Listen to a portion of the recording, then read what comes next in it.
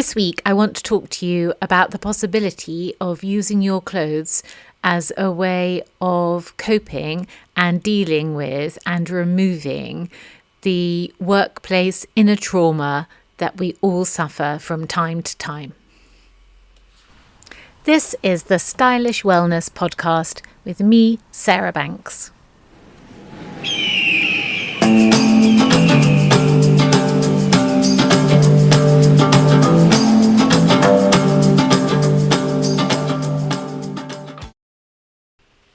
Hello, amazing women. So this week's podcast was originally and still will be about wearing clothes that boost your self-esteem. And then somewhere along the way in the preparation for this podcast, I listened to or watched actually on YouTube an interview with quite a well-known CEO, female CEO, who had suffered quite severe inner trauma and debilitating inner trauma as a result of a situation at work. And she talks in the interview about the trauma that she faced and how it had such an effect on her for years after that. And so I started to write my weekly newsletter to the women who are in the Chic Authority Collective. If you are in the Chic Authority Collective, then hello, and it's so nice to connect with you in a different way. And if you are not in the Chic Authority Collective, then come on over and join us there. It sounds like it's a very high-end paid membership, but it's not at all. It's completely free to join, and I'd be delighted to see you there. You will receive a newsletter, bi-weekly newsletter from me, a slightly bigger one on Wednesday and a styling tip on a Friday. And we would be delighted if you joined us. That would be amazing. I'll put a link in the show notes for you to do so. So I was in the middle of writing my Wednesday newsletter to the Chic Authority Collective, and I was writing about this female CEO who I had seen on YouTube. And I do follow and watch female CEOs, especially high profile ones, because they tend to be the ones who are interviewed, and they'll have maybe an Instagram profile that you can go and have a look at rather than just sort of reaching out on LinkedIn via a very tenuous connection kind of thing. And I like to watch as many women in business as I can, and the high profile ones just seem to be sort of easier to watch, obviously, because they have this public profile, public persona, and just as a way of watching what they're doing, what they're saying, of course, what they're wearing, anything really that will help me understand how I can serve you better. So I was watching this interview with this female CEO, and she had had a very traumatic time at work, and that inspired me to start my newsletter to the Chic Authority Collective. And one of the things I thought when I watched this woman being interviewed is, she's not particularly old. She's a very young CEO and has done very well. She's billionaire status, and we would ordinarily, and of course, look at her and think she's very successful, but she did go through this hugely difficult, traumatic time. And I thought, successful, yes. Easy, no. And I think that we underestimate sometimes how difficult doing even the smallest goal, performing and achieving even the smallest goal, can sometimes be. And that work is hard work. Work is work, isn't it? And even if we love what we do, work is still work.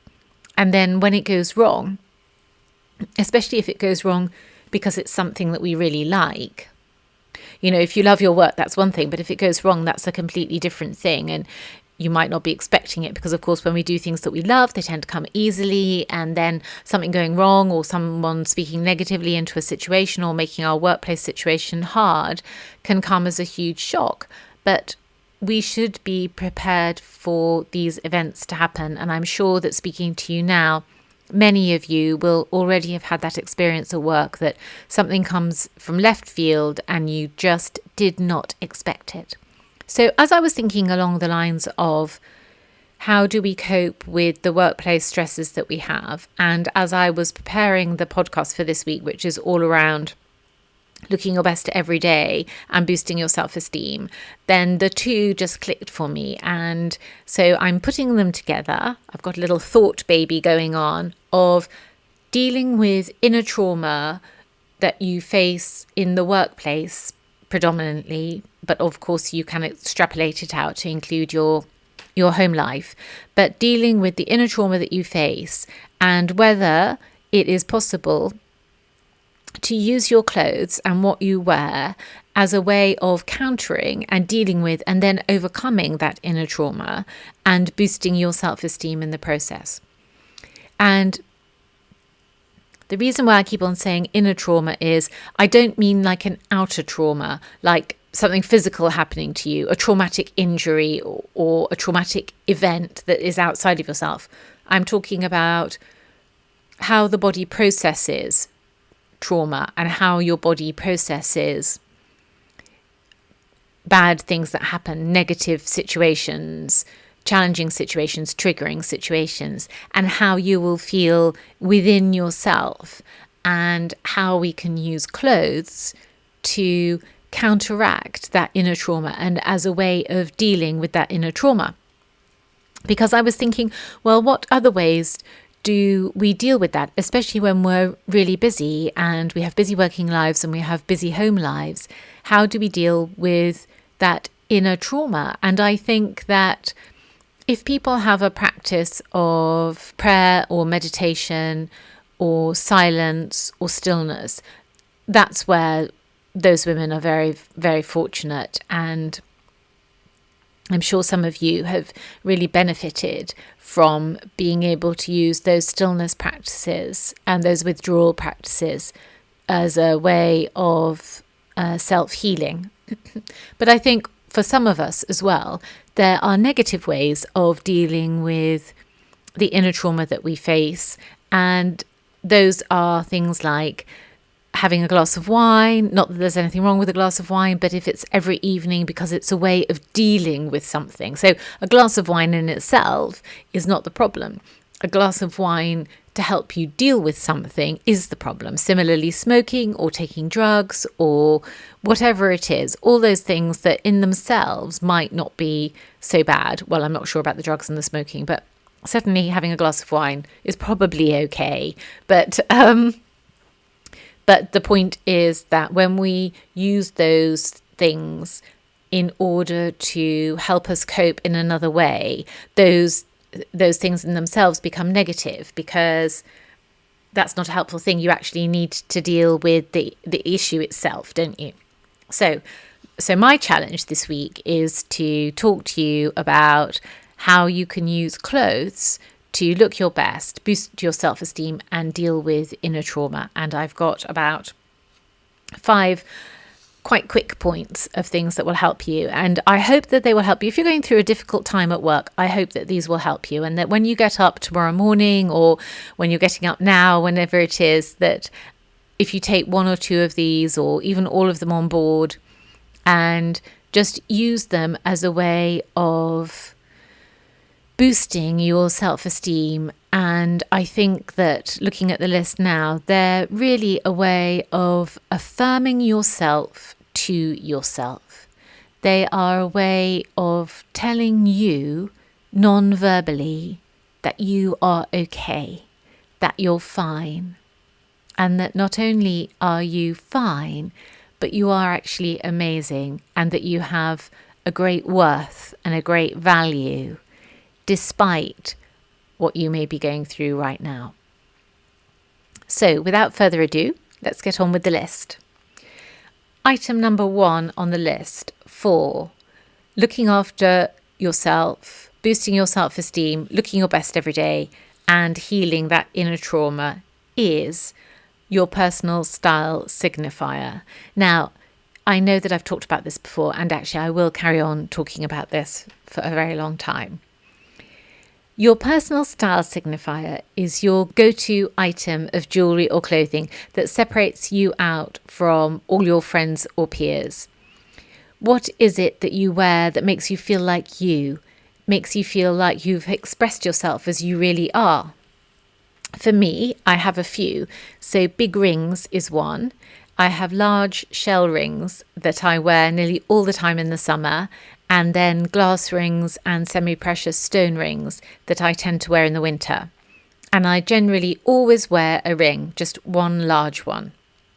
Some women wear bangles, some women wear earrings, some women always wear a scarf. Whatever it is, you need a personal style signifier in your wardrobe. I've written a blog about personal style signifiers, and I'll put the link in the show notes so that you could just go and read them separately. But a personal style signifier is a way of what it says. It's a way of identifying yourself to yourself and then communicating that non-verbally with the outside world. And so in terms of self-healing, boosting your self-esteem and looking great every day, it's great and it's stylish, but also it's affirming. It's affirming to you, and therefore it's affirming to other people about who you are.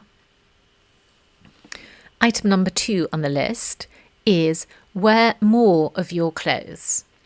So I learned an interesting fact, which is that research has shown that women who are depressed or in a rut neglect over 90% of their wardrobe and admit to wearing less than 10% of it. In order to open up your horizons and escape from this narrow world of low self-esteem, wear more of your clothes. Don't wait until you feel like it. Just agree with yourself that you're going to do it and put different clothes out for yourself to wear each morning. I've got plenty of blog posts on how to put outfits together and how to create your capsule wardrobe. There's the capsule wardrobe lead magnet for you to download if you'd like to. That helps you to put a 7-item capsule wardrobe together in under an hour from clothes you already own. And there are various blog posts on putting outfits together and making sure that you do wear the majority of your clothes. In fact, now I think about it, last week's podcast, I think, was all about that. It was about dividing up your wardrobe using the framework, the 70-20-10 framework. So look that out as well and get to wearing your clothes. And I know that this has been the case for me, that when I'm having a hard time or when I'm really tired or when I feel totally burnt out, as I have been doing just recently, the type of clothing that I wear does not vary, and I almost want to wear just the same thing each and every day, and I don't want to vary it. It's like I don't have the mental capacity for varying what I wear.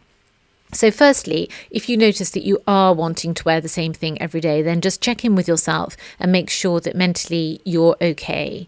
And then secondly, try and not wear the same thing every day, but try and start with your personal style signifier and then ask yourself what would look really great with that, and use the style signifier to inspire you to wear something different. So on to number 3. Number 3 on our list is wear colours you like and which suit you. I know this sounds really obvious. We all have colours that we really like, that we really prefer, and we have colours that we don't like so much. So I really love wearing yellow. I know a lot of people don't like wearing yellow. I love wearing green. I know a lot of people don't like wearing green. And then I love other colours too, grey and white. White is my preferred colour of everything, which is quite funny because I can be quite messy, and so you wouldn't think that I would necessarily, or rather, it's not so much that I'm messy, it's more that I'll put white trousers on and then go and walk the dogs in a field or something like that because I'll just be up for the day. So I love those colours. I love the idea of red, but I find red a challenge to wear. But I do really like it. And for a going out dress, for an evening dress, I love the energy that red brings. I like bright red. I don't like that darker red. I find the darker red really draining, but some women wear that darker red and look amazing. I love the idea of wearing purple, and I've got a few purple items in my wardrobe, but for some reason I always get a bit put off wearing it. I can never quite work out why, but I really love it. But I don't ever want to wear it, whereas other women just absolutely love wearing purple and they look amazing in it. I have a similar relationship with black. So when I was younger, I used to wear a lot of black. And then as I got a little bit older, my skin tone changed and it just really did not suit me. And now my skin tone has changed again and it does suit me a little bit better. But I have to be careful not to wear it for exactly the reason I've just mentioned, which is I tend to wear it as a bit of a blanket rather than wearing it because I enjoy wearing it and love wearing it. So I'm sure that you have a colour that you really love. And if you are going through a hard time and a traumatic time and a hard-working time, I would really encourage you to wear colours that you love. It really will make a difference. It sounds so small, doesn't it, to say if you're having a hard time in life, then wear a colour that you like. But these things that seem so small, they affect us on more than one level. They affect us on an emotional level. They affect us on a body level, on a somatic level. And they affect us on an intellectual level as well. So don't underestimate wearing the right colour for you. And by right colour, I mean a colour that you want to wear, not that you've been told to wear or that you think that you should wear, but that a colour that you really want to wear and that you feel good in, and that when you see yourself in the mirror, you think you look great.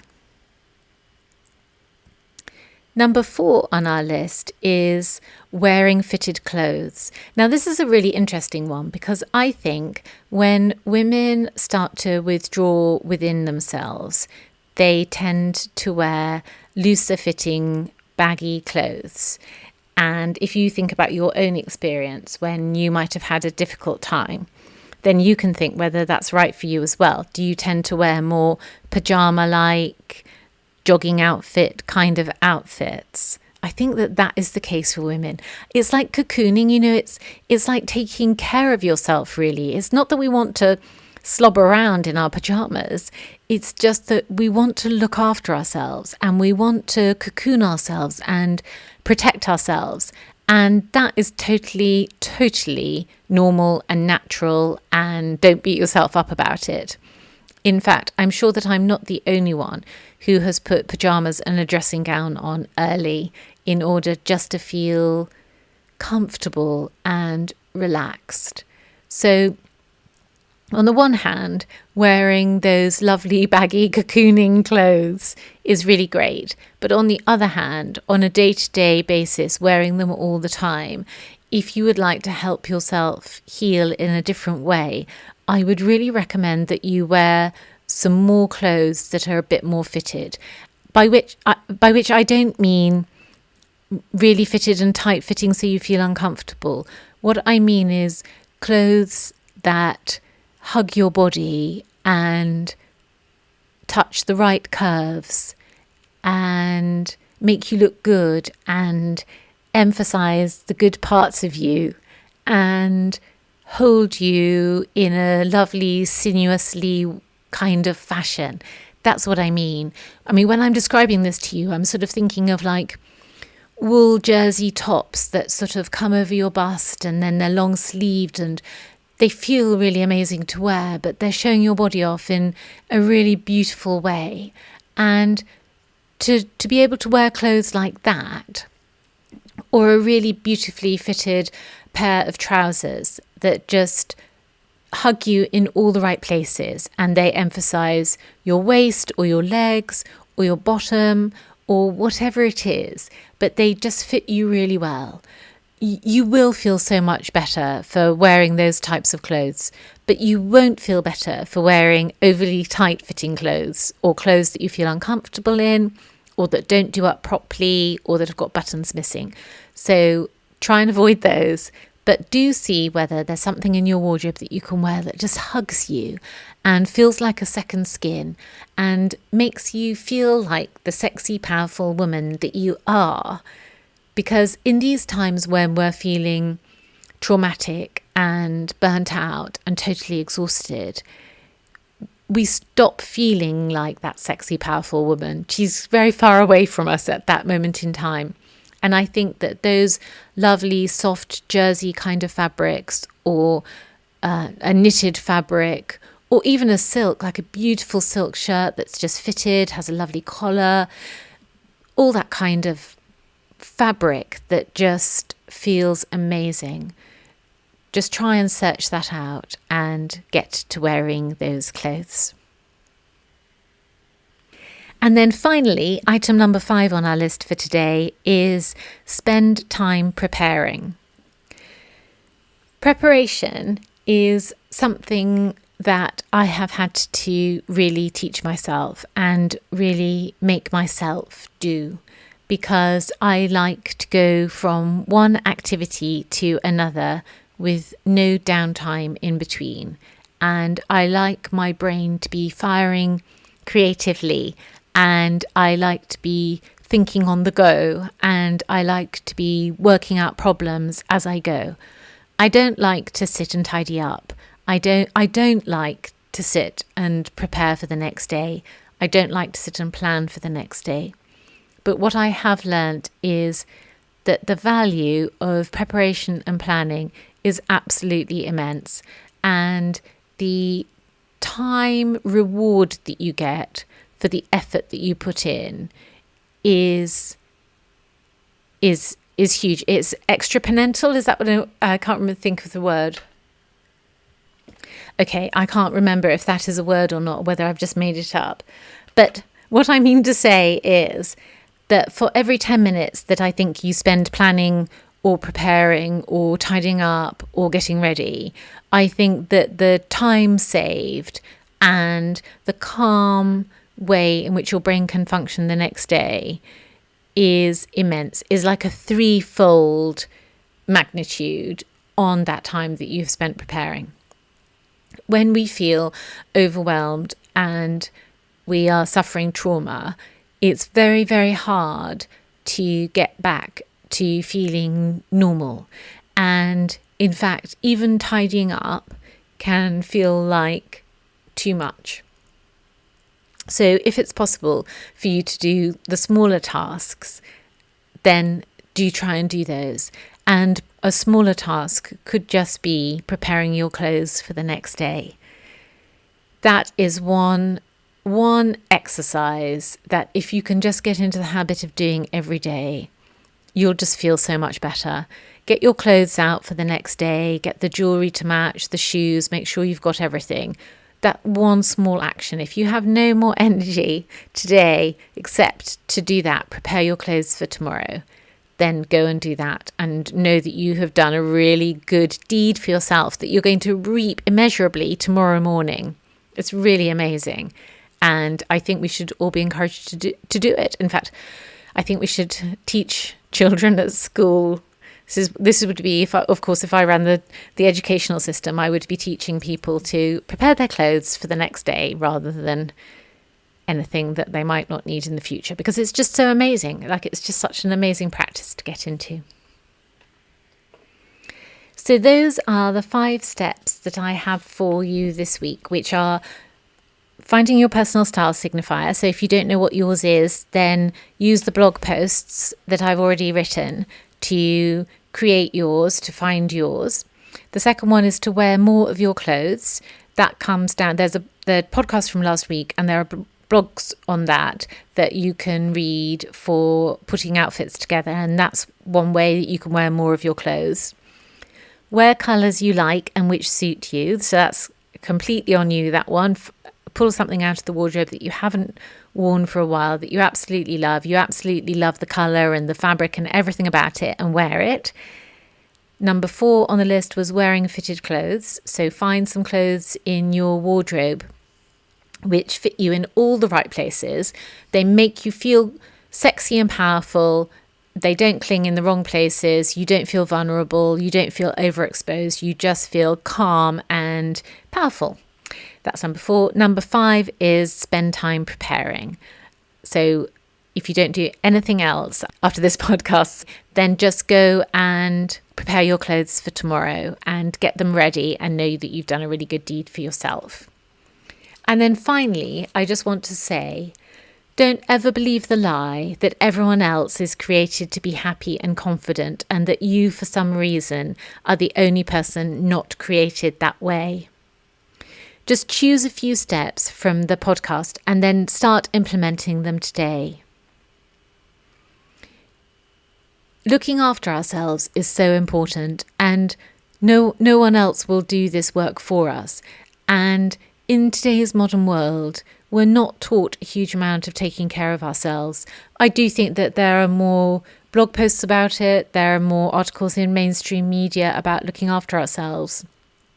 But sometimes those articles don't seem to necessarily be written from a perspective of really trying to understand what it is that we need, but they'll be trotting out something like, 10 self-care tips for going on holiday kind of thing, which is, it's all very interesting, but we're talking here about the inner work that we need to do on ourselves each day.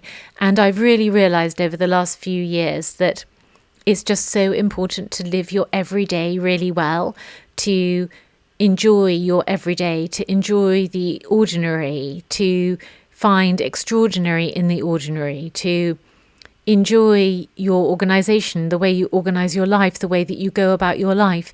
These small things, they're actually the really important things. And the outer world may be telling us, to strive for the next job and get into more senior levels of management and take on more responsibility, and that in some way is seen as the success of life. But actually, the success of life really is to manage yourself well and to love those around you. And while my remit is not to help you love those around you, my remit is certainly to help you to live your life really well. And I hope that in a small way, the podcast today has just given you a small idea or a spark of inspiration as to how you can just tweak your daily life slightly so that you can live your life really well. So, amazing women, that is what I have for you today, and I hope that you have enjoyed it. I very much enjoyed putting the podcast together and putting these two ideas, my thought baby ideas of healing from inner trauma with looking your best every day and boosting your self-esteem. That was a bit of a challenge because I think that it can sound so trite to say, well, just put something on that you really like and then you're going to feel better. Of course, you're not necessarily going to feel better immediately, but these small steps, they're steps of self-care, which are nurturing. And in those times when we feel traumatized or overburdened or totally burnt out, it's the small things that really help us to calm our inner anxiety and panic and get us back on an even keel. So I hope you have an amazing week, and I look forward to seeing you here this time next week. Bye for now.